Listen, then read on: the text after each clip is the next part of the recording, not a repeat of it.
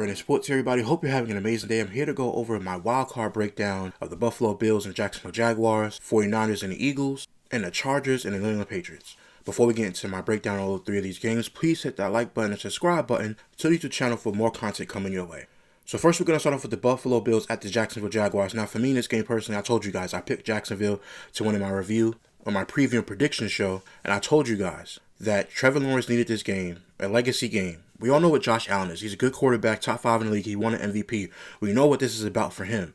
However, this was about Trevor Lawrence. Listen, Trevor Lawrence was 13-4 this season for Jacksonville. He was 7-2 at home. You had home field advantage. There was no excuses for this team. And you came out in the first quarter and scored 0 points. And now in the second quarter, you scored 7 points, then you scored 3 points. So you had 10 points going into the fourth quarter.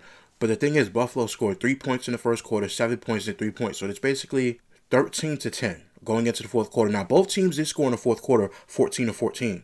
But Trevor Lawrence actually had time to basically have what we call a legacy drive. For me, Trevor Lawrence could have went out there, drove up the field.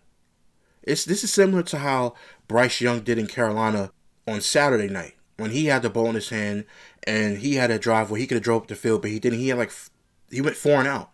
Like, he didn't even get a first down on that last drive. And on this drive, as soon as Trevor Lawrence gets the ball, because Josh Allen scores a rushing touchdown in the fourth quarter, as soon as Trevor Lawrence gets the ball, what happens? He throws the ball to a receiver that the defensive back is all over him. You could tell as soon as he came out of his route, he cuts to the left. He's running to it, turns to his left. As he's running, the DB is on him, which I thought was kind of pass interference, but they're not going to call it. The DB is on him, and as soon as he takes the ball, he throws the ball to the receiver that is covered, and basically they punch the ball, basically tip the ball, and it gets intercepted.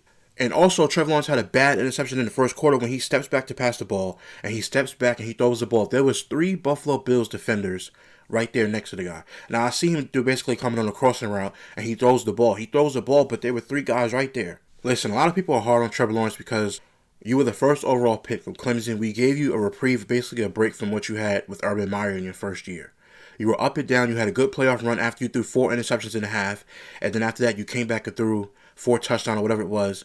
It was against the Chargers, and you came back and won that game. Then you faced Kansas City, and you lost, and everybody was praising you. And after that, you haven't been doing anything since then. Now there's no more excuses for Trevor Lawrence. In this game, listen, 18 of 30, 207 yards, 60% completion percentage, 6.9 average per attempt, 3 touchdowns, 2 interceptions, but the 2 interceptions that you threw were very costly. And for the life of me, I can't understand why Liam Cohen did not continuously run the ball throughout this game. Travis Etienne had 10 carries, 67 yards, average 6.7 yards a carry. He had a 20-yard run. Tutton, running back, 4 attempts for 51 yards, 12.8 average per carry. Then Trevor Lawrence had 6 carries for 31 yards. He's actually trying to get first downs. His longest run was 18 yards. Think about it. Your running game, their longest run was 26 yards, 20 yards, and Trevor Lawrence had an 18-yard run.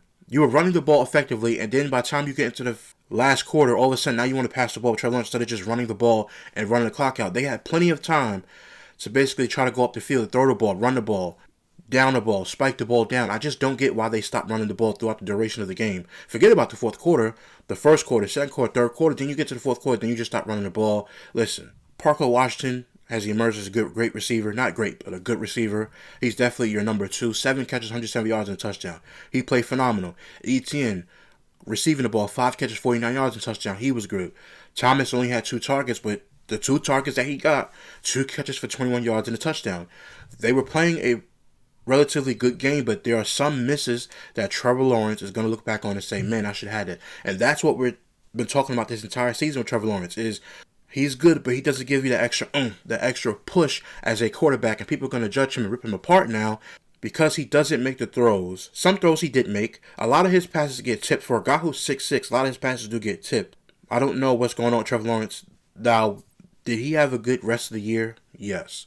Again, he was up and down for like the first 8 games. Then the last 10 games, he played phenomenal. But he has to be consistent throughout the entire season, not just the second half of the season. And then you go into this playoff game, now there's expectations on you. He has to be better throughout the duration of the season. But again, this division, to me, is still in Jacksonville's hands because of the defense that you have, the wide receiving core you have. You get Travis Hunter back, who's going to be a corner. By the way, again, I keep trying to reiterate, Travis Hunter, if you want to be a great two-way player, you have to master being a corner. You have to be a good cornerback. Then you could be wide receiver. Again, the same thing that your mentor, Deion Sanders, did. He was a great corner. He did special teams, but what did he do? He perfected being a cornerback. After he perfected being a corner, then when he really got to Dallas Cowboys, because they did it a little bit in Atlanta, but with the 49ers, but when he got to the Dallas Cowboys, that was when they started really using him on offense and was able to use his athleticism to help the team when they had Michael Irvin, when they had Emmitt Smith. So for Travis Hunter, he has to realize that you have to perfect being a corner. Don't just try to be a wide receiver and do both and get hurt again. Again, I like Travis Hunter. I like the pick. But he has to master being a cornerback for this team because they need help. Because I don't know if they're going to re-sign Greg Newsome. Travis Hunter should be their number 2 entering next year. They need to go out and draft another corner. Obviously, they don't have their first round pick, but in the second round, if there's a great corner there, I'm drafting a corner in the second round. I'm drafting an offensive lineman in the third round. I might draft another wide receiver just in case. But all in all, they have to draft another corner. Travis Hunter could be their corner. They have to draft another corner. They have to draft another offensive lineman to basically keep Trevor Lawrence from getting hit, basically. But again, this was a great season for Jacksonville. You lost in this playoff game. And you have to put the onus on the head coach for not running the ball. And you have to put this onus on Trevor Lawrence for throwing 2 bad interceptions. Even though it was tipped, it's still going to count as your fault because you threw it in the coverage the first time. And then the second time, you threw it to basically a wide receiver who was basically covered by the DB. Now we move on to the Buffalo Bills. Now Josh Allen was great in this game. He was 28 of 35. 273 yards on 80% completion percentage, 7.8 average per attempt. He was only sacked 1 time in this game, which is very, very shocking and surprising to me, even though he's able to move around. He had a touchdown, passing touchdown. James Cook, I think he hurt his ankle in this game, but he had 15 carries, 46 yards. Didn't really do much. Josh Allen had 11 carries for 33 yards and 2 touchdowns. Khalil Shakir had 12 receptions for 82 yards on 12 targets. Dalton Kincaid, 3 catches for 28 yards and a touchdown. Dawson Knox had 3 catches for 30 yards.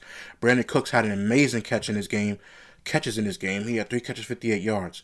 Josh Allen was essentially perfect in this game. I have no complaints about what the Buffalo Bills did. Again, to me, this was on Jacksonville because you had the home field advantage and you're 13-4 and you're 7-2 at home. Buffalo is 5-3 on the road. This is all about Josh Allen and the way that he played. They basically had the lead the entire game until they got to the fourth quarter, and that was when the lead changes started. But Josh Allen did an amazing job. You can't criticize him at all. He did what he was supposed to do. He did not turn the ball over. No interceptions. He wasn't running backwards trying to make plays. He stayed in the pocket. He ran around. He had a lot of attempts to get first downs. He was converting on first downs and obviously getting rushing touchdowns. But the way that he was moving around, he was not going backwards. He was not trying to mess it up for the team. He only was sacked 1 time. That was a great thing. This was a great game by Buffalo. And to me now, they win this playoff game on the road. Now, if they were, let's just say they were to lose next week, you can't blame Sean McDermott or basically Josh Allen. But now you can't blame Sean McDermott or fire your coach anymore unless you want to go get John Harbaugh. But that's just about it. But other than that, this was a perfect game by Buffalo. Their defense really showed up when it really mattered. Buffalo's defense showed up for Josh Allen. Josh Allen showed up for this offense again. He's the MVP, so he is expected to carry the team offensively. Now that you want an MVP, you're seen in the light of, even I have less talent around me, I can do more with less talent, even though sometimes that's not fair, but those expectations were put on Tom Brady. The expectations were put on a lot of people, so he's going to have to bear that brunt of having that. Is that fair? No. Is it always going to be fair? No. But that's just what it is when you're considered to be a top 5 quarterback and considered to be a great quarterback in the NFL. A lot of quarterbacks have gone through it. But all in all, this was a great game by, again, Buffalo Bills played fantastic. Josh Allen was fantastic in this game. You cannot criticize him at all. Again, I told you guys in my preview predictions that if he were to lose this game, that they're not going to really blame him, even though he's going to get criticized, that they're probably going to fire Sean McDermott. And obviously now McDermott gets to keep his job. They're going to be on the road for the rest of the playoffs, and let's see what they do again. A lot of people said Patrick Mahomes, Joe Burrow, and Lamar Jackson are not in the playoffs. This is the perfect time for Buffalo Bills to cash in again. Despite how many people may feel, you guys know I'm unbiased. I have my opinions, but I try to be unbiased for the most part. You have to give Josh Allen all the credit in the world going up against this Jacksonville defense to have basically an all-pro on this defense and Pro Bowlers on this defense, and he just played amazing. Again, Buffalo Bills beat the Jacksonville Jaguars 27-24. Amazing game by Josh Allen and the Buffalo Bills. Next up, we had the 49ers at the Philadelphia Eagles. I picked the 49ers to win this game. I'm excited to talk about this game. Not because of my pick, but obviously because of just the way the game transpired. 49ers won this game 23-19. Going into the second half, Philadelphia scored 13 points. 49ers had 10 points. They could have had 13-13. It would have been tied. But Brock Purdy fumbled the ball out of bounds. And per NFL rules, the time has to run up when you fumble the ball out of bounds yourself. He was trying to get out of bounds, but he didn't. But he ended up fumbling the football. Now, the kicker for the Eagles missed the extra point, obviously, in the first quarter. The same thing with the 49ers kicker. The 49ers kicker was 2 for 3 on extra points, so he basically missed an extra point as well. These kickers are missing a lot of kicks and a lot of responsibility that they're supposed to have that they're missing. But for me in this game, I'm going to go through the Philadelphia first because I want to get to Brock Purdy last and the 49ers and the way that Robert Saleh coached this game. Now, I told you guys in my preview predictions that when it came down to this game that all Jalen Hurts had to do was score. I told you guys this flat out. All he had to do was score in this football game. If he scored in this game, Philadelphia was going to win. Philly was going to win. Now, do I put this solely on Jalen Hurts? No. A.J. Brown's going to get a lot of responsibility. I think this is his last game in Philadelphia, period. He had 7 targets and had 3 catches for 25 yards. Now, one pass, people say he should caught the ball, and this is why you don't make a fuss about the offense of catching the ball, because in crunch time, when it's time for you to catch the ball, you have to catch it. Now, one of the passes, he really had to extend his arm out and go get it. So one of the passes that he dropped, I'll give him that, and the DB was all over him. But the other 2 passes, I think he dropped like 2 or 3 passes that he was supposed to catch, or he did not catch, or they weren't in sync. He has to do a better job of catching the football if you're going to make a huge farce or a complaint about not getting the ball. Now, again, I understood what he was saying. We cannot have the defense continuously bail us out all year. We have to perform well. But when you had the moment to perform well, you were dropping passes, you were coming off of the field late, and your coach had to basically run up to you and yell at you and curse you out until you get off the field, and you guys are cursing each other out. Now, after the game, the coach says, oh, we love each other, and, that's how we are. But in that moment, get off the field. Now, people saying, oh, coach shouldn't be doing that. He has a right to do it. You're taking your time, you're complaining, get off the field. People want Nick Sirianni fired? No. If I'm Mike McDaniel, I go to Philadelphia and try to fix Jalen Hurts. There's really not much fixing. He's a Super Bowl champion and a Super Bowl MVP. Does he have capability of losing this game too? Yes, because certain throws that he could have made, he didn't make. He doesn't want to run anymore. He wants to stand in the pocket. This is no time to be standing in the pocket. This is what hurt Russell Wilson. To be honest with you guys, this is what hurt Russell Wilson in his career. Russell Wilson used to run around so much. He used to backpedal, spin around, throw the ball. He was great in Seattle. Then when Russell Wilson wanted to stop throwing the ball and he wanted to become a pocket passer, it messed his game up. You have to use the talent, your God-given talent. Use the talent that you're given. Yeah, you don't want to run around, so what? We're trying to win. This is the playoffs. We have no time for, I want to be a pocket passer all year, and I want to throw the ball. Listen, do I like Jalen Hurts? Yes. Has he improved since he was in college? When he was at Alabama, he got benched for 2, and he played well after that when he went to Oklahoma. Yes. He's a great quarterback, a great leader for the team, but he has to be better in situations. I told you guys this entire year, this Philadelphia Eagles offense had no chemistry, and I said that will be the reason why the 49ers win, because all the game picks I've done, all the coverage I've done with the NFL, this entire basically second half of the season, I was telling you guys that Jalen Hurts and this offense had no chemistry. They did not look good. They didn't look like they had no chemistry, that they were together. It looks like A.J. Brown and Jalen Hurts don't even talk. That's how bad this team looks. Again, Saquon Barkley tried. I thought Lane Johnson was going to play at the end. He was supposed to be a guy who was going to be there. Then at the end it says, oh, he's inactive. I'm like, he's inactive. So I was shocked that he didn't play. Saquon Barkley had 26 carries for 106 yards. He had 4.1 average per attempt. He played well in this game. Saquon Barkley's fine. 49ers defense did a lot of great things to basically stuff him and stop him from running the ball in certain plays. But he had 100 yards on 26 carries. Bigsby, when Saquon got hurt and he had to come in and fill in, he had 4 carries for 19 yards. They were running the ball well. Jalen Hurts, 5 carries for 14 yards. He has to want to run the ball. That's your calling. Run the football and throw the football. You're getting better mechanically, but all in all, you have to be better. Devontae Smith had 11 targets. He had 8 catches for 70 yards. I always believe in Devontae Smith. He's always been a good receiver.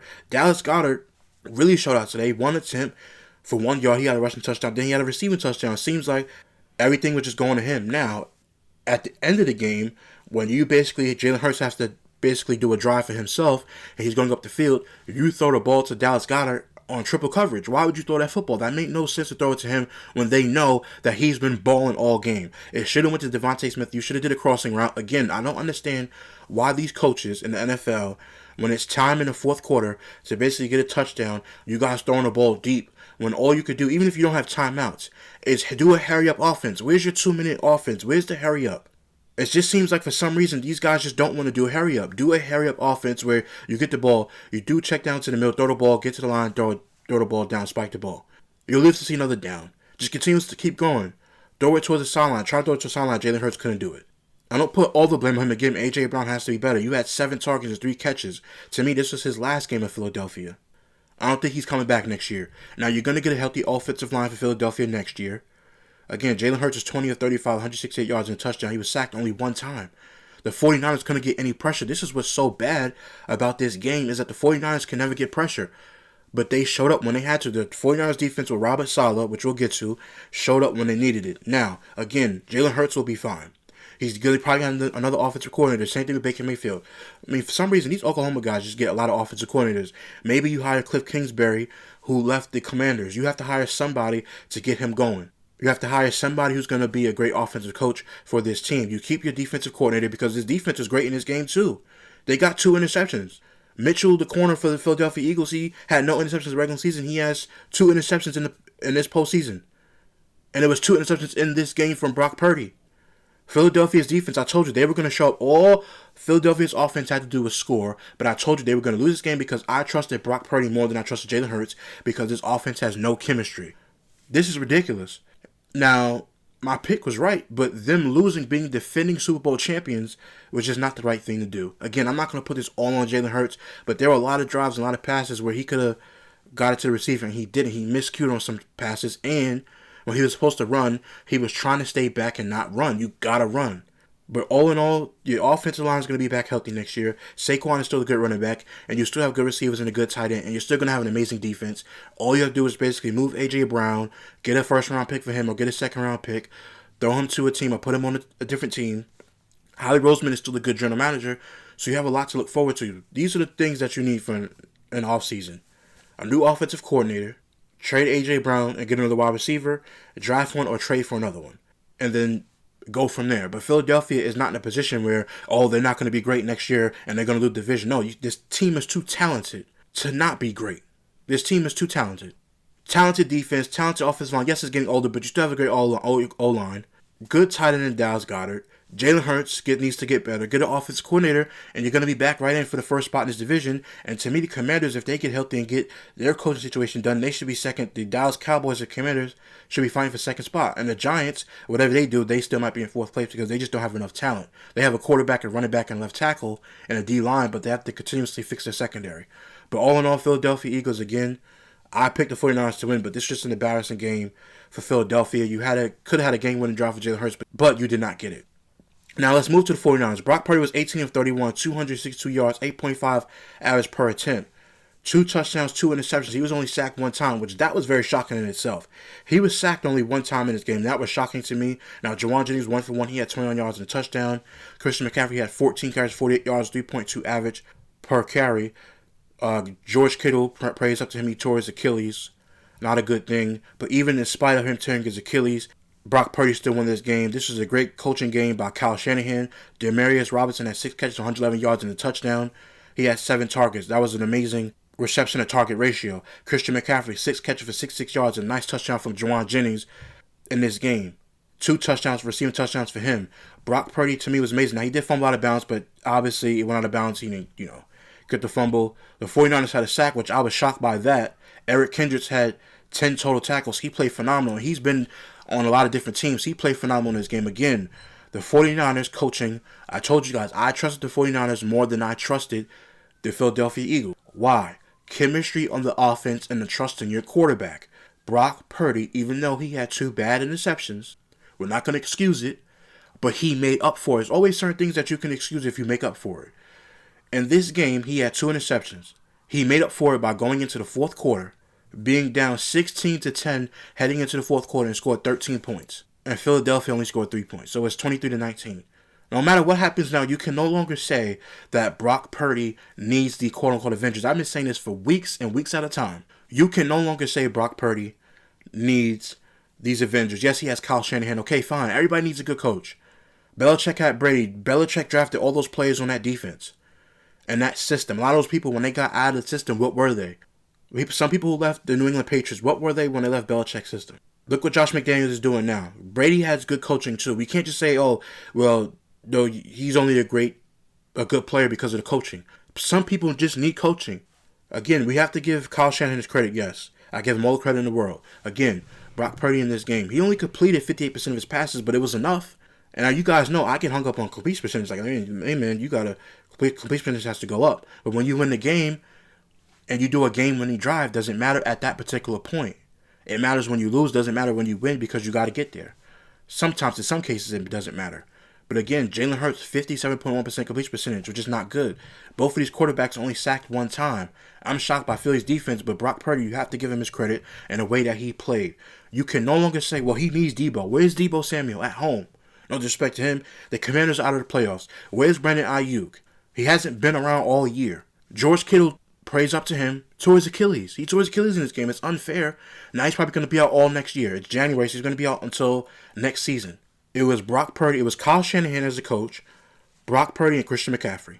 And they got the job done. You have to give Brock Purdy his credit. And going into next year, he's going to be considered a top 10 quarterback. There's no more, is it a question that Brock Purdy's top 10? Yes, he's top 10 now. Now, he's going to face a vaunted Seattle defense again for the third time this year, but the second time in basically 3 weeks. So this is going to be a tough game. Is there excuses? Yes. They're the underdog. They're not as good as Seattle. Their defense is not good. They can't get no pressure. This game, again, next week when they face Seattle, is going to come down to Seattle. And what Sam Darnold's going to do against his 49ers team. And there's no excuses for the 49ers, for the Seahawks and Sam Darnold. They have to win that game next week. But again, Brock Purdy was fantastic in this game when he needed it most. Yes, he had interceptions that at key times were bad. Interception in the fourth quarter, you thought the game was over. Philadelphia couldn't pull through, but Brock Purdy did. Give him his credit. No more trying to poop on his legacy and say all these different horrible things. Oh, he needs coaching. He needs the Avengers and blah, blah. He needs offensive line. His offensive line is not the same. Truett Williams left tackle. They lost 2 offensive linemen this offseason. This team is basically, quote, in a rebuild. From last year, they went, 6-10 last year? Or 7-10 or 6-11 last year. Then they come back and go 12-5. Yes, Mac Jones did his part. They're 7-2 on the road. They're 12-5. Mac Jones did his part, but when Brock Purdy came back from that toe injury, he had one bad game. He was sensational for regular season. You have to give this man his credit now. No more, oh my goodness, he just has Kyle Shanahan. No. Brock Purdy did his thing. I'm glad he basically showed up what he was going to do. I picked him to win this game, and that's the reason why. I trusted Brock Purdy in these situations more than I trusted Jalen Hurts. And no, Nick Sirianni should not be fired. But this was, to me, Kyle Shanahan's best coaching game. This was Brock Purdy's best game to show that even if I lose a great player in George Kittle at my tight end spot, my Pro Bowl tight end, my entire defense is hurt. We have 5th, 6th, and 7th string linebackers out there because my defense is so desolate. And he still showed up. Give Brock Purdy his credit. Again, 49ers win this game 23-19. This game is about Kyle Shanahan and Brock Purdy. And Brock Purdy did a fantastic job in that fourth quarter with that game-winning touchdown drive. Again, 49ers win this game 23-19. Next up, we have the Los Angeles Chargers, the New England Patriots. Again, in a box score, basically, for the breakdown. Chargers only scored 3 points in the second quarter. And the second quarter, New England scored 6 points, 3 points, and they scored a touchdown in the fourth quarter. Now, again, people are going to try to use this game against Drake May for the MVP. The regular season's over. He's still my MVP. Again, he's doing more with less. He faced off a tough Chargers defense. And yes, he only completed 58% of his passes, but he made the clutch time throws when it was needed. Again, completion percentage got to be a harm or detriment, or when you win, it could be, say, okay, well, he did a good job. I mean, Ramondre Stevenson had 10 carries. Drake May also had 10 carries, 66 yards. He was getting first downs and carrying the ball. Now, he did fumble twice. Okay, fine. He had 3 turnovers in this game and could have lost in the game. But what happened in the fourth quarter when they absolutely needed it, he pulled through for this team. This defense is all over him. His left tackle, Will Campbell, has to be better. They drafted you in the first round for a reason. You got to be better. Ramondre Stevenson had 3 carries, 75 yards. 3 receptions for 75 yards. Ramondre Stevenson, he's amazing in the passing game now. Boozy had 4 receptions for 66 yards. Hunter Henry, 3 catches, 64 yards and a touchdown. Stephon Diggs, I know he had 5 targets, but he had 2 catches for 16 yards. Had some nice catches in this game. Again, New England's defense showed out. I said that this game, even the same thing when I said about Houston and Pittsburgh's game. I said that that game is going to be a defensive game because of the offensive lines are not good. Now, for the New England Patriots, I didn't expect it to be this heavy defense when it came to the Patriots, even though the Chargers have a good defense. But I didn't know it was going to be this heavy because the Patriots' offensive line is obviously better than the Chargers' offensive line. Again, for me in this game, Even though it didn't go the right way that everybody wanted to, and Drake May didn't have the godly game that we're used to accustomed seeing him having, the way he was throwing the ball. He had some misses, but all in all, he came through for this team and they won. Again, to me, he's still the MVP of this season. And the fact that he was getting hit so much, he was sacked 5 times. Now, Justin Herbert was sacked 6 times, but he was sacked 5 times and still pulled it through. Justin Herbert's different story, which we'll get to, but again, you got to give Drake May and the New England Patriots credit that this was I didn't know it was going to be this much heavy defense. Now, I knew this defense is going to be great. Both defenses are going to play great. But I thought the Patriots would do a little bit more. But, I mean, that Chargers D-line was after him the entire game. They need some corners on the Chargers. Good safeties, but they need corners on this team. Now, again, the Patriots won when they had to. Now, next week, they're probably going to face either Houston or Pittsburgh. Now, going over to the Chargers, again, a lot of people are going to criticize Justin Herbert because he's 0-3 in the playoffs. If you're one of those people who are going to just use this against him, I don't want to hear in a couple years from now, if he ever starts winning, that, oh, I knew he was going to win this whole time. No, you didn't. Because you're using him as a punching bag because other players that you like are out of the playoffs. Guys like Nick Wright on TV, just continuously dogging Justin Herbert. People, oh, Manuel Acho, he's not a good quarterback. Yes, he's a good quarterback. Do certain quarterbacks need an offensive line? Yes. Can they carry? Oh, he has a great arm talent. That's it. No, Justin Herbert is a good quarterback. They need to improve their receiving core. Their offensive line was so banged up.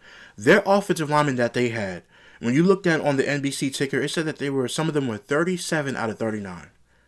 Ranked-wise.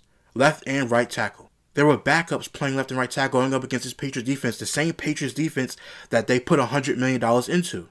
Again, I don't understand why people are always on Justin Herbert's case. Yes, he's talented. Yes, it's just not his time. He didn't win. That's why I picked the Patriots on purpose because I knew when Justin Herbert goes into this game, he's going to have no protection and he's going to get blitzed every single time, and they were on his behind. This entire game, he had 10 carries and 57 yards. Both quarterbacks were carrying the ball because his defense was on their behind the whole entire game. Go look. You have to watch the full game. Yeah, you see it on the highlights too. Omar Hampton, 1 attempt for -1 yards. Camille Vital, 11 carries for 31 yards, 2.8 average. The best runner of this game for the Chargers was Justin Herbert. 8 targets for Keenan Allen, only 3 catches. Lack McKinley set 4 targets. He had 3 catches, 32 yards. He had 2 fumbles in this game. He lost 1. The same thing with Drake May. 2 fumbles and lost 1. We're all going to just blame Justin Herbert. Oh, it's not him. Put some blame on Jim Harbaugh. They not running. They couldn't run the ball. Your passing game. This was just a great defensive performance by the Patriots. Going up against a team whose offensive line is lackluster. Does that give him an excuse? I told you guys, out of anybody for this entire weekend of the playoffs, who's going to get the excuse is Justin Herbert. I told you guys this in my preview predictions. If there's only one player who's going to get excuses, it's him. It's him. Yes, they went 11-6. Their offensive line was desolated. Their defense was good, but the defense wasn't good enough. Again, does he get a free ride? No, he's going to get some of the blame. But the way people are just criticizing him and they're just kicking his back in, I just don't understand it. Again, they lost. He's going to get better from it. He took the blame for the loss, but that's what good quarterbacks do and team leaders do. They're going to take the blame. But again, the Patriots defense, Mike Vrabel and what they've been doing, Josh McDaniels going up against Jim Harbaugh. I mean, Jesse Minter is a good coordinator, but Greg Roman, the offensive coordinator, he might be out too. If I'm him, I might go target Mike McDaniels to be the offensive coordinator to pair him with Justin Herbert. But this offensive line, they have to draft more offensive linemen. They have to draft more offensive linemen, and they have to draft more receivers. This year in the offseason, you have a defense. Cornerback should be a main priority. Wide receiver and O-line. That should be what you're drafting this coming offseason and what you're paying for in free agency. Again, Justin Herbert is not a bad quarterback. To me, is he a top 10 quarterback? Can he be in that top 10? Yes. Maybe he just needs more help. Or maybe when you have a broken left hand and you're throwing a ball, and the way he's throwing the ball, he can't hold the ball and just throw the ball. He's literally grabbing the ball with both hands, but you could tell the way he's throwing the ball, he's just not healthy. Is that an excuse? No, it's not an excuse at all. But I told you, out of any team in this entire playoffs that's going to get the most excuses is the Chargers. Josh Allen wasn't going to get it. Trevor Lawrence gets no excuses. Brock Purdy wasn't getting excuses if they lost when he threw those 2 interceptions. Jalen Hurts is not getting any excuses. They're going to rip him in Philly, even though A.J. Brown's going to get most of the ripping on. But he's going to get ripped. Jalen Hurts is going to get ripped. Nick Sirianni's going to get ripped for it. And in this game right here, if the Patriots had lost, they would have ripped Drake May. So yes, does Justin Herbert deserve criticism? Yes, they're going to rip him apart. But the amount of criticism that he's getting, to me, is just wrong. It's wrong. Look at this game for what it is. This was a defensive-led game. It's the same thing with Houston and Pittsburgh that's probably going to transpire on Monday Night Football. Both offensive lines are bad. And the quarterback's not to do the most of the work. And the same thing with this game. Justin Herbert, 10 carries. Drake May, 10 carries. Justin Herbert threw the ball 31 times. Drake May threw it 29 times. Again, the Chargers were never a team that was going to win this game. They were never going to advance. And even if they did advance, they were going to lose. They were going to lose. I told you guys at my pick. I said, take the Patriots. Justin Herbert doesn't have an O-line. And everything that I said basically came into fruition, except for the fact that I didn't see the Patriots going to struggle this much. But all in all, again, the Patriots showed up when they needed it. Justin Herbert, I give him a little bit of a reprieve. Not the entire, all the excuses, but I do give him some reprieve because this offensive line was just so terrible. Listen, despite being this terrible, they still made the playoffs. Even though he's 0-3, he'll be back. They'll be back next year. They'll be better next year for it. Especially, we don't know about Patrick Mahomes. The Raiders are still awful. We don't know about Patrick Mahomes and his injury, how long he's going to come back for. So now they look at the AFC West, Denver, and the Chargers. Those are going to be the two teams battling for this division because Kansas City is a huge question mark, and the Vegas Raiders are terrible. So we just have to wait and see. But again, Justin Herbert gets some of the blame, but he doesn't get all of it. All the blame is just not his fault. It's not. The Patriots win. Great job on the Patriots. They advance in the playoffs. And now they're probably going to face the Steelers or the Texans. Whoever wins that game, the Patriots should be the favorite to win that game, whether they face the Steelers or the Texans. If they face the Texans, it's going to be a defensive game again. If they face the Steelers, they should be the favorites to win because they're better than the Pittsburgh Steelers and the way that they play. But all in all, we'll get to that next week. But all in all, again, the Patriots did what they had to do. Patriots win this game 16-3. Let me know in the comment section down below how you guys felt about your teams winning. If you were the Buffalo Bills, 49ers, or a Patriots fan, let me know in the comment section down below how you guys felt about this game. If you were on the losing end, which was the Jacksonville Jaguars, Philadelphia Eagles, and the Los Angeles Chargers, let me know how you guys feel as fans down below. What can you guys do to improve in the offseason? Again, I was 3-2 this entire weekend, Saturday. If you missed my breakdown of that game, you can go back and look at it. I picked the Packers and they lost. I picked the Rams to win and they won. And this slate, I picked the Jacksonville Jaguars to win, they lost. I picked the 49ers and I picked the Patriots to win. So I'm basically 3-2 this entire weekend. So let me know in the comment section down below how you guys did in your game picks. Please hit that like button. Please hit the subscribe button to the YouTube channel for more great content that'll be coming your way. Until next time, guys, see you real soon.